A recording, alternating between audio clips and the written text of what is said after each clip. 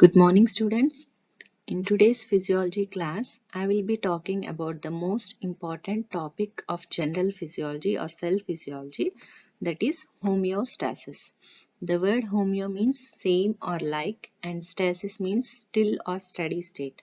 So overall, the meaning of homeostasis is maintaining a constant internal environment. So this topic we will see under the various competences like evolutionary aspects of the living system and the thermodynamics of living system, and the outlines of control systems like sensor, center, effectors, and the concept of gain, error, and set point, and the milieu interior and need for homeostasis in the body, and the various different mechanisms of homeostasis like feedback mechanisms, feed forward mechanisms, positive and negative feedback mechanisms. So these competencies I have covered in this class, and I have referred the base books like Byrne and Levy, Boron and Ballpup, and the standard book is Guyton and Hall of Medical Physiology. So first, what is the internal environment? What happens? Suppose what happens if there is a change in our environment? So depending upon the degree of change, we can feel discomfort, various degrees like discomfort, disease or sickness, damage or injury, or even death if the damage is very severe. So any significant change in the environment is harmful for an organism. Suppose you take an example of fish. When the fish is sick, it it means that it implies there is a change in the water, or if you take the fish out of the water, it will be dying within few hours. So like that, what happens if there is a change in our environment? We can feel various changes depending on the severity of change in environment, starting from discomfort to even death. So if we go back to our unicellular organism from where the life started, so the life started as unicellular organism in primitive sea. So what is a primitive sea? It was an environment for primitive unicellular organisms, as you can see in the picture. So they obtain nutrition from the primitive sea and discharge the wastes into the same sea. So the sea is very vast, which kept its composition almost constant all the time. So there is no change in the primitive sea environment. So all the unicellular organisms got their nutrition and discharged their wastes into the sea. So as the unicellular organisms evolved into multicellular organisms, what happened? There are various changes taken place. Some cells in multicellular organisms were away from the primitive sea, and as the cells could not reach the sea was brought within in the form of extracellular fluid into the multicellular organisms. Okay, did you get this? So as during the process of evolution from unicellular to multicellular, as the cells could not reach the sea was brought within in the form of extracellular fluid in the multicellular organisms. So the human body is made up of 60% of water. So 40% is in intracellular fluid, that is fluid inside the cells, and 20% is extracellular fluid, that is fluid outside the cells. Further, it is divided into interstitial fluid 15% and plasma 5%. So the human body, which is made up of 60% of water, a man weighing 70 kg has a total water content of about 42 liters. So if you do these calculations, out of 42 liters, 40% is intracellular, that is 28 liters is intracellular and extracellular is 14 liters. So the electrolyte composition of extracellular fluid resembles that of sea water. which is rich in sodium and chloride, poor in potassium. So intracellular fluid contains more of potassium and less of sodium and chloride. Okay, so the main concept is the C is, that is the primitive C, which is rich in sodium and chloride, is brought inside the body of multicellular organisms as ECF. So that's why ECF contains more sodium and potassium and more sodium and chloride and poor in potassium, whereas intracellular fluid contains more potassium.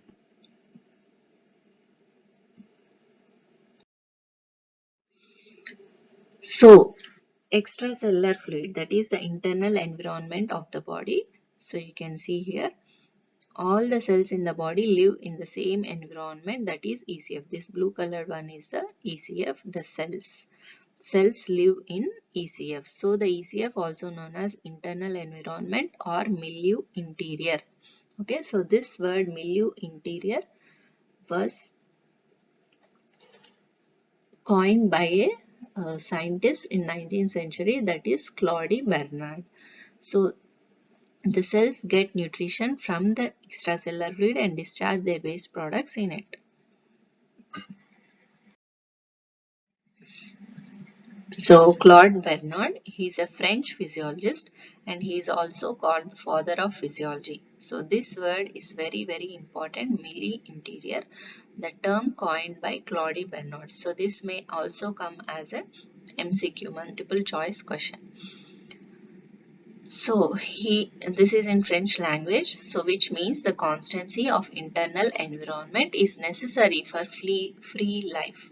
Okay, so Claude Bernard described milieu interior and also he stated a statement, that is the constancy of internal environment is necessary for free life. And next, one more important term coined by Walter B. Cannon. He named the fixity described by Bernard as homeostasis. So whatever the fixity or the constancy of the internal environment described by Claude Bernard in the previous slide, that is described again by Walter Cannon. So this person again renamed, or as a synonym we can take one more word for the internal environment constancy is homeostasis. So this Cannon, Walter B. Cannon, he is an American physiologist. So he described homeostasis as an evolutionary development of a metabolic system that provides for internal constancy. Okay, so these two words, two scientists coined two words. So Walter B. Cannon coined the term homeostasis, whereas Claude Bernard coined the term milieu interior. Okay, don't confuse between these two. These two are very important multiple choice questions.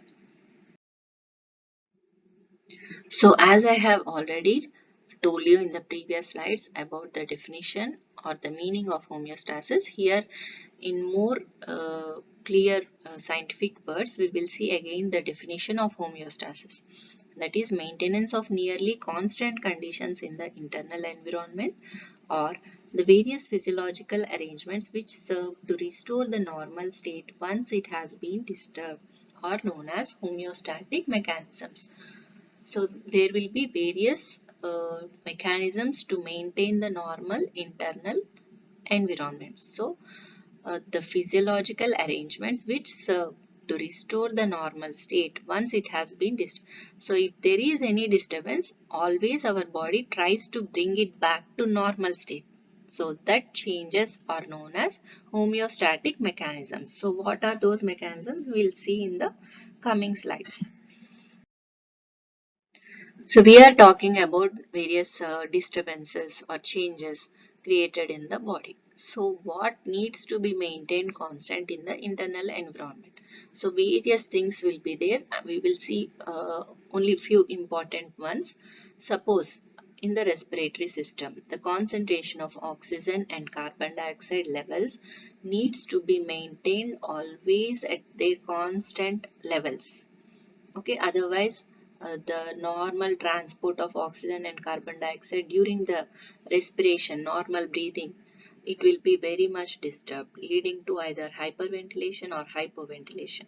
So their concentrations has to be maintained. Likewise, pH of the internal environment. As you all know, the neutral or normal pH level is 7.3 to 7.5.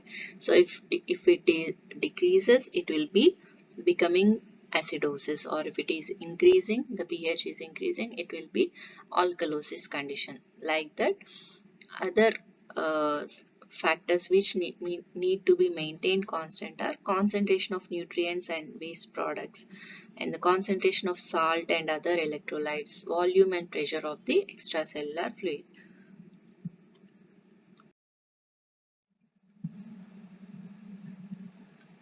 All the organs and organ systems of the body help in maintenance of homeostasis. So we have seen few points which need to be maintained at a constant level all the time. So all the systems in the body, starting with cardiovascular, respiratory, nervous, endocrine, gastrointestinal, excretory, skeletal, integumentary, and reproductive, all these systems need a regular maintenance of homeostasis. That is, a balance should be maintained in each and every of the systems to maintain the whole organism homeostasis. Okay, so we will see each system. What needs to be maintained in cardiovascular system? Transports oxygen, carbon dioxide, nutrients and hormones to and from the body cells. It helps regulate the pH and temperature. It provides protection against diseases. In the respiratory system, there should be constant exchange of gases between atmospheric air and blood, and it helps adjust the pH of body fluids. And in nervous system, it generates nerve impulses or action potential in the form of action potential that provide communication and regulation of most body tissues. So without nervous system, we can't even imagine our whole body. And endocrine system regulates the activity and growth of the target cells in the body, and it also regulates various metabolisms in the body. The gastrointestinal system breaks down the food into absorbable form, and it absorbs various nutrients and it eliminates waste from the body. And excretory system helps eliminate the waste products from the body. It maintains the blood pH, volume, pressure, osmolarity and electrolyte composition, etc. It also produces some hormones. Skeletal system. As you know, the bones provide support, protection and production of blood cells, and the muscles produce body movements and produce heat to maintain the body temperature. The integumentary or skin, it contributes to homeostasis by protecting the body and helping regulate the body temperature. The main uh, contribution by the skin to our body is regulating the body temperature and also protecting the body. It allows you to sense pleasurable, painful, and other stimuli in your external environment. And the reproductive system. It is not considered as homeostatic function sometimes, but it helps maintain homeostasis by generating new beings to take the place of those that are dying, and thus helps in maintaining the continuity of life. So now we will see the various mechanisms of homeostasis. So how these homeostatic control mechanisms work? Homeostatic control mechanisms work through various feedback mechanisms and also feed-forward mechanisms. So feedback means it brings back to normal state, and feed-forward means it maintains or anticipates any change in the body system and it tries to maintain at the normal level. And the status of body condition is continuously monitored, evaluated, changed, re-monitored and re-evaluated.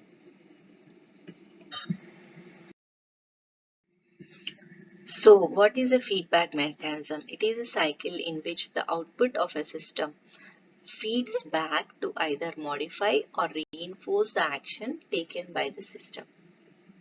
So, feedback mechanism is a cycle. Cycle means there is a no starting point and no ending point, in which the output of a system feeds back, means giving back to either modify or reinforce the action taken by the system. So there is a system from which the output gives back to the system to either modify or reinforce. Modify means change, reinforce means whatever is there, giving more to that action. So that is the feedback mechanism. So it may operate at tissue level, and organ system level, or the entire body level, integrating with other organ systems. So you all know the basic uh, organization, structural organization of the human body, starting from the cell, which together combine to form a tissue, tissues together form organs together form the organ system, and finally the organ systems will form a human body, or that is organism. Okay. So the feedback mechanism can be of two types: negative feedback mechanism, which is more common, and also positive feedback mechanisms. So, a feedback system consists of three components. So, major components in every feedback system. So, that is sensor, integrator, and effector. Okay. So, the three components of a feedback system are sensor, integrator, and effector. So, sensor we can take it as, in other terms, receptor. It detects the specific changes or stimuli in the environment. So what does it contain? The sensor contains the receptors that monitors the change of variable and provides sensory signals to control center of changes detected.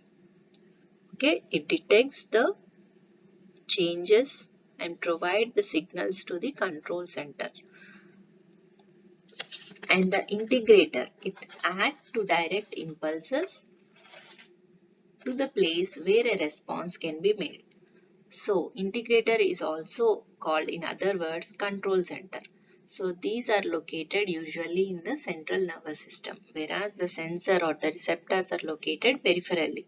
Integrator, it is the center point in a cycle. Suppose you can take the main area or integrating the whole body.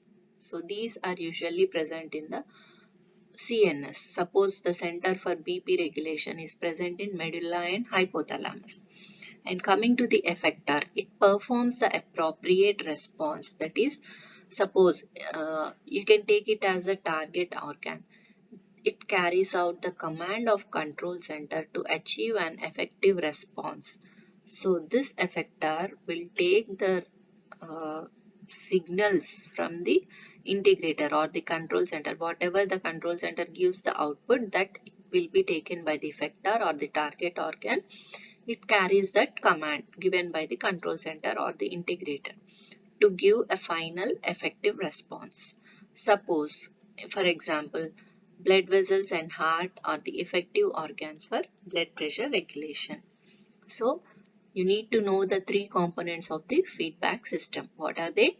Sensor or receptor, integrator or control center, and effector or target organ. So the feedback loop, it is another representation of a feedback mechanism, the components of the feedback system. So here you can see starting from 1 to 5, these components are there. So in the previous slide I have told you 3. So a little more descriptive way of representing a feedback system. So starting, uh, suppose take this as a cycle, change in the system. the stimulus, that is the external stimulus, means the external thing which disturbs the normal regulatory system in the body. Blood pressure, suppose take here an example, blood pressure regulation. So blood pressure regulation is changed by a stimulus from outside, that is either vasoconstriction or vasodilation, which produces a change in variable. So the change is detected by a receptor, that is a baroreceptors are present in the regulatory system. So those will detect the change in the regulatory system. So that is receptor or sensor.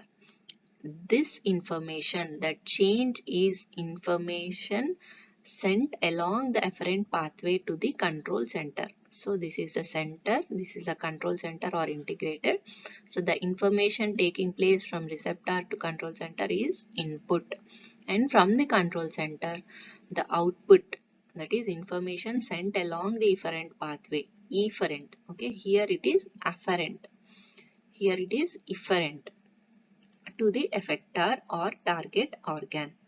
Okay, from the effector, response of effector feeds back to influence the magnitude of stimulus and returns variable to the homeostasis or to achieve homeostasis. Okay, variable is, that is increase or decrease, imbalance, imbalance. So normal is in horizontal position. If there is any increase or decrease, so that will be carried by a input. Okay, so sensed by a receptor, carried by the afferent pathway to the control center, and carried by the efferent pathway to the effector, and from there the response is taken back to the regulatory system. Okay,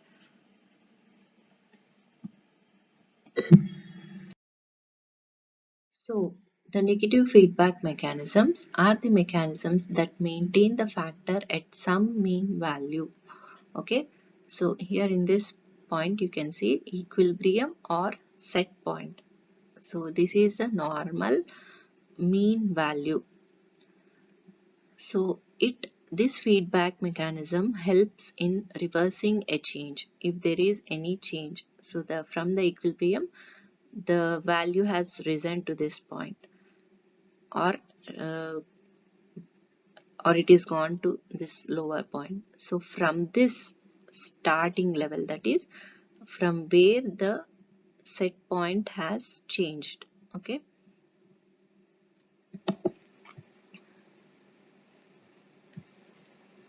and it restores the abnormal values to the normal. So bringing back the abnormal changed values to the normal set point levels is the function of the negative feedback mechanism.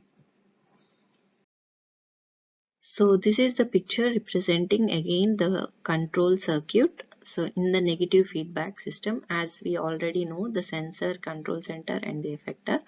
So here, as I have told you, there is a prescribed set point, or already a set point is decided or basically designed at the controller level or the control center, which is mainly situated in the central nervous system. Okay, so the control system is designed to maintain a controllable variant at set point. So this value is continuously monitored by a sensor. So this set point value is continuously monitored by a sensor.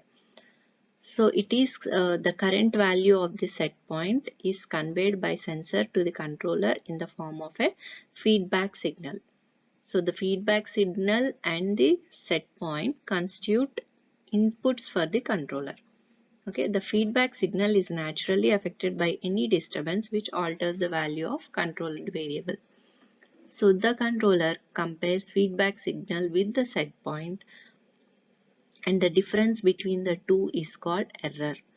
Okay, so if there is any difference in the set point value, what the controller always do, it compares the sensor, it compares the feedback signal, that is from the sensor, whatever the feedback signal is coming, that value and the set point value. So it always compares those two, and if there is any difference, that is called as error. Okay, as a result, so from the controller, what happens if it senses an error, it is conveyed to the effector. Okay, as a result, the effector applies a correction. Okay, so here there is a error. If there is error, what happens? The controller sends signals to the effector, which applies a correction, which takes the control variable towards the set point. So here, disturbance control system. From here, the effector again gives correction, so that the sensor again sends the feedback signal as the set point value has changed or it has brought back to normal. So a control system like this is called negative feedback system, because the effector response is negative to the initiating stimulus or disturbance. Okay, why it is called negative? It is because the effector response is negative to the initiating stimulus. Okay, suppose the stimulus is, or the sensor starting feedback signal. Okay, the feedback signal is at high. Suppose the blood pressure is risen very high. Okay, so that is the positive side. And what this effector is doing after the controller gives output to the effector is bringing back in exactly the opposite direction of the uh, in the example of blood pressure rising. So in the opposite direction the action is taking place. That's why this system is called negative feedback system or negative feedback control system. So the most common example of negative feedback mechanism is blood pressure regulation. So here in the blood pressure regulation, the negative feedback, how it is operating, you see. So the starting one is lowering of blood pressure. This is the stimulus. Okay, so the stimulus is sensed by the receptor, that is the baroreceptor, pressure sensitive receptors in the carotid or the sensors, and the information is sent via afferent pathway, that is nerves, to the brain. So in the brain there is control center or integrator center, that is hindbrain. It has a set point and calculates the error term. So what is the normal set point of the blood pressure? It is at the value of 120 by 80 mmHg. So because the blood pressure has lowered down from the set point, like anything less than 100 systolic and 60 diastolic, that is sensed by the baroreceptors, and information is sent via afferent pathway to the integrating center, and here from here the center gives signal via the efferent pathway through the sympathetic nervous system to increase the heart output or cardiac output. So that is the effector or target organ is the heart. The action is taking place at the heart. So heart output or cardiac output is increased, which again raises the blood pressure. That is the final result, which is the initial starting point is lowering of blood pressure and the final effect is raising of blood. So this is negative to the starting stimulus. So that's why this is called negative feedback system. So the next mechanism, feedback mechanism, is positive feedback mechanism. So this is exactly opposite to negative feedback mechanism.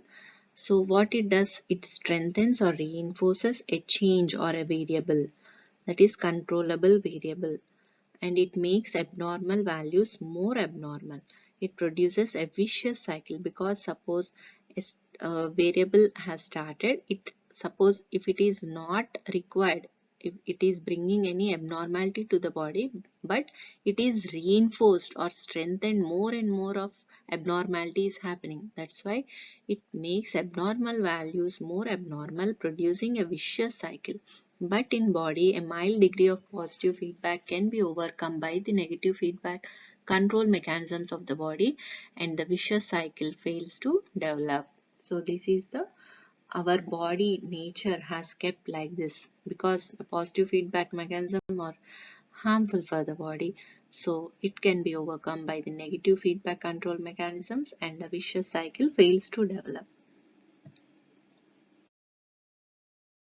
So the most common example of positive feedback mechanism is membrane depolarization, so which is also called Hodgkin cycle. So while the membrane is being depolarized, that is from positive inside to becoming negative inside, what happens in changing of membrane potential? There is influx of sodium. That is, influx of sodium causes depolarization of the nerve, producing an action potential. So opening of few channels provides positive feedback, causing massive sodium influx into the cell. So increase in P sodium, that is concentration of sodium, causing more sodium influx, causing more membrane depolarization. Likewise, the depolarization of the membrane goes on continuing, which is developing a vicious cycle. So this cycle is called Hodgkin cycle of membrane depolarization. So there are various other examples for positive feedback, like this is action potential, that is, as I have told you, membrane depolarization, blood clotting mechanism.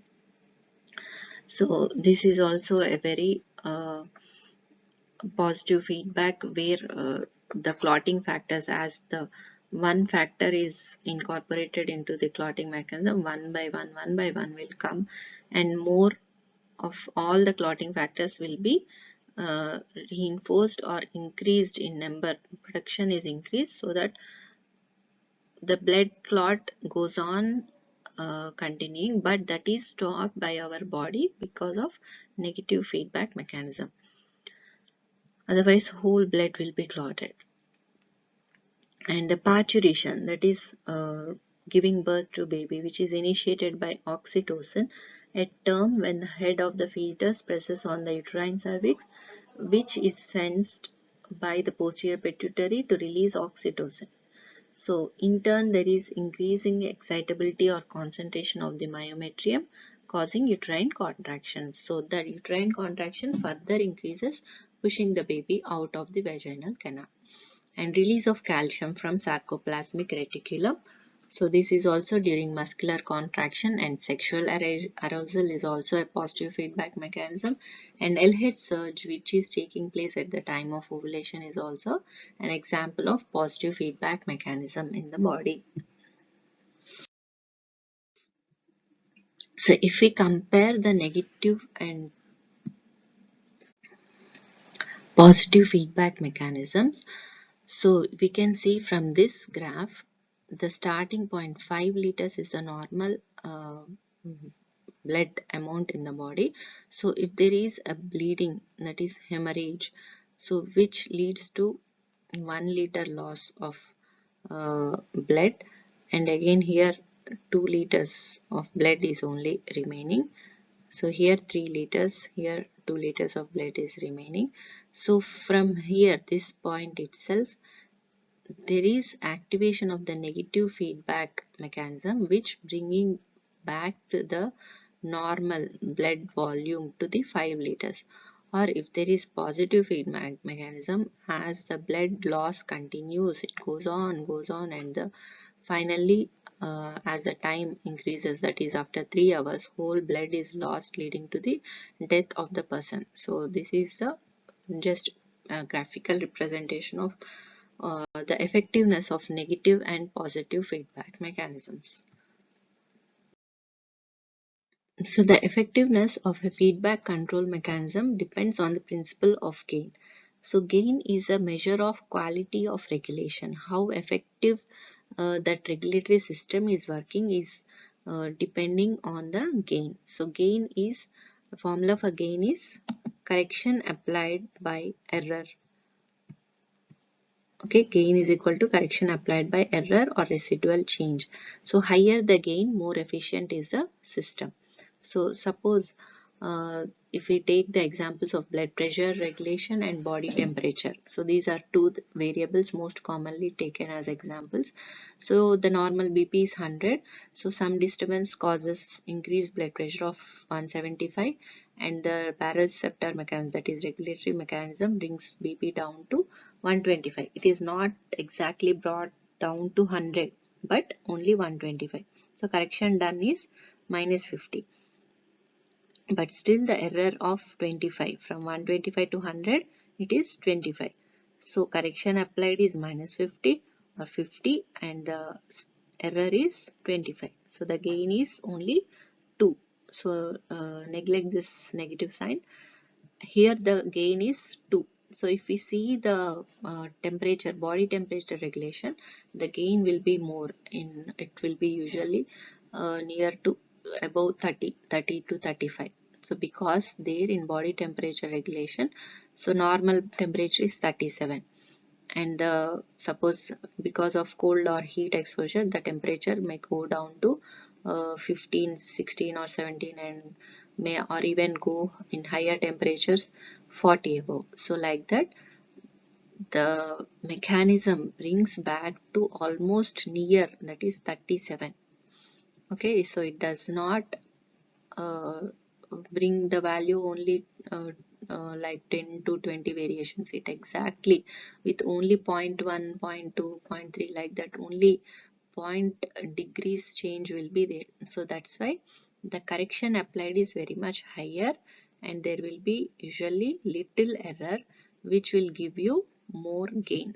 So body temperature regulation system is very highly efficient in the body compared to the BP regulatory mechanism. So that is the principle of gain, which is correction by error. So the final outcome of homeostatic process is organism in homeostasis has two environments, that is the external environment and internal. The change may come from externally or internally. So internal change results in loss of homeostasis, and the organism attempts to compensate. So when the compensation fails, there is illness or disease happens, and if compensation succeeds, the person is having a good health, or he is wellness. The state of the body will be in wellness. So if the compensation fails, there will be illness or disease. So this is the final outcome of the homeostatic process. So other than this normal feedback mechanisms, there are other mechanisms like servo mechanism.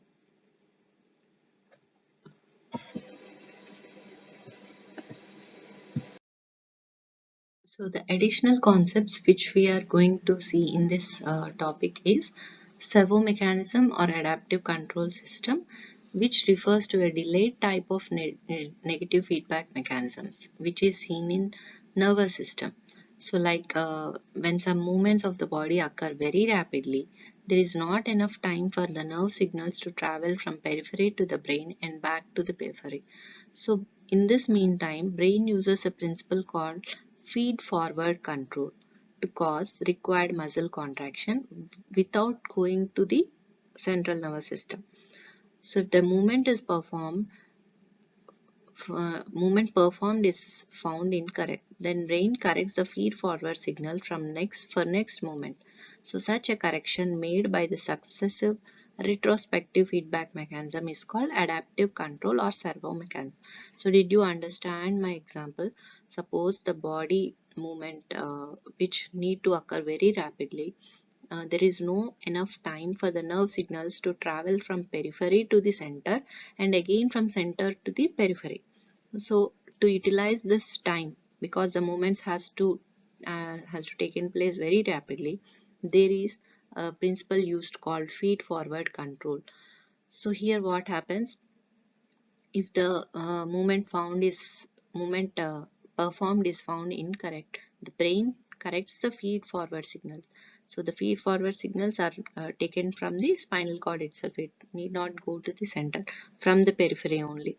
Okay, it corrects the feed forward signals for the next moment if there is any incorrection.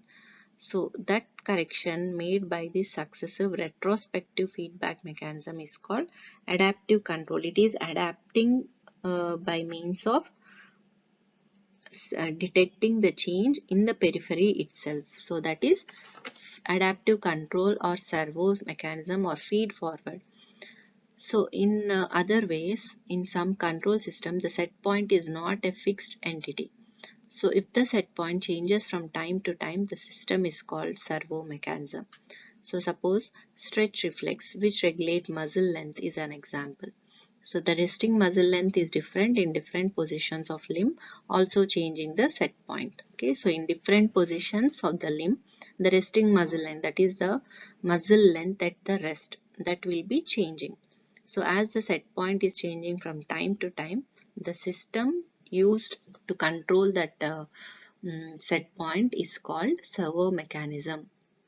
Okay, so the mechanism operating in that frequently changing set point system is called servo mechanism. Okay, so I have not typed in the matter for this. So if you want to note down, please pause and repeat and listen and write on your own. Okay, so anticipatory control. So this is one more concept. It would be helpful if some variables which have to be regulated very accurately are controlled by anticipating a disturbance. Anticipating means beforehand only expecting that disturbance. Okay, if some variables which have to be regulated very accurately are controlled by anticipating a disturbance. Okay, so specific or precise measurement or precise change in the controllable variable has to be maintained. So that would be maintained at a set point with the help of anticipating a disturbance beforehand. So this is possible if instead of monitoring only the control variable, the controller also monitors the factors which may lead to the disturbance. Okay, so how to anticipate a disturbance means the factors which control those disturbances, which control those system. Okay, so if you know that factors, we can anticipate a disturbance. So that is anticipatory control.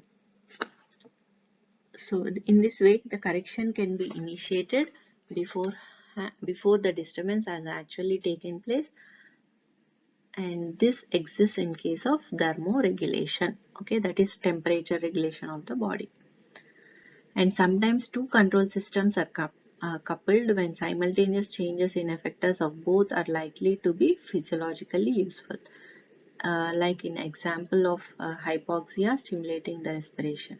So because of coupling of respiratory and CVS systems, blood pressure also rises simultaneously.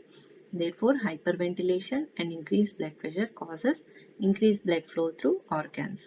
So when there is hypoxia, both the respiratory and CVS act together. Both the control systems will act together to increase the ventilation and also increase the blood pressure. So likewise, two control systems are also coupled to bring an effective change in the homeostatic maintenance of the body.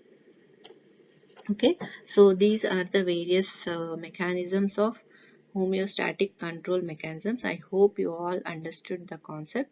So please repeat the class and listen one more time so that you understand more clearly.